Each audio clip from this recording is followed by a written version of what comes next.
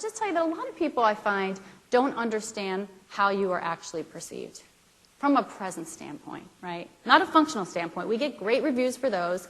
We have, qualitative and quantitative data and all that good stuff. I always say, what's more important to know?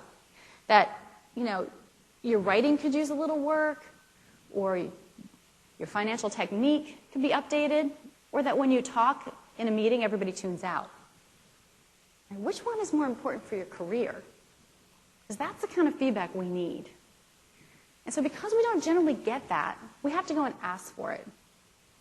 And I recommend this. It's called a presence audit. It's really easy to do. It's going to sound uncomfortable, so I'm just going to throw it out there.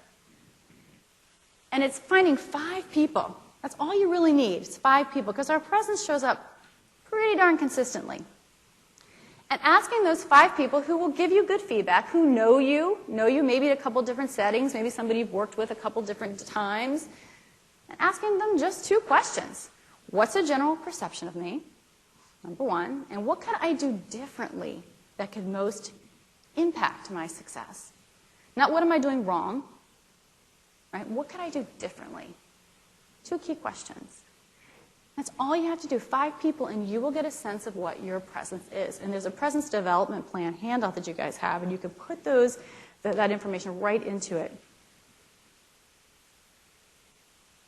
So here's the trick. You will only get feedback as good as your ability to receive it. Right? When we ask these questions, well, first of all, the reason we don't ask is sometimes we don't want the answer, right? We do and we don't. It's a tough question to ask. But every instinct in our body will be to defend ourselves. So we might hear, well, Sue, when you're in a meeting, sometimes you're abrupt and you cut people off a little bit, and so people think that you're not as open to ideas. If I'm Sue, I might think, well, yeah, but that's because of that particular meeting. I mean, people are so loud in that meeting. If I don't do that, I would never get heard. As soon as I say that, what do you think the next piece of feedback is going to be? Radio silence, right? Because nobody wants to hurt your feelings, right? If they sense you're defensive, you're not going to get any more feedback.